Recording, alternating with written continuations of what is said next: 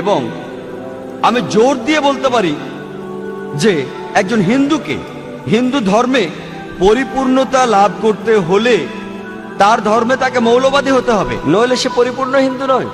একজন খ্রিস্টানকে খ্রিস্টান ধর্মে তার জীবনে পরিপূর্ণতা আনতে হলে তাকে খ্রিস্টান ধর্মে মৌলবাদী হতে হবে, নইলে সে ভালো খ্রিস্টান নয়।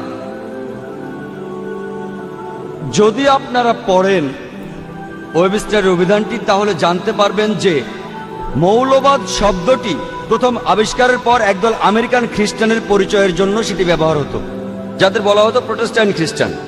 সেটি বিংশ শতাব্দীর শুরুর দিকে, কারণ তারা গির্জার প্রতি আপত্তি জানায়। পূর্বে খ্রিস্টান গির্জায় এটা বিশ্বাস ছিল যে বাইবেলের আদেশ সব ছিল খোদা প্রদত্ত, কিন্তু প্রোটেস্ট্যান্ট খ্রিস্টানরা প্রতিবাদ করে এবং বলে যে শুধু বাইবেলের আদেশই নয়, আদেশ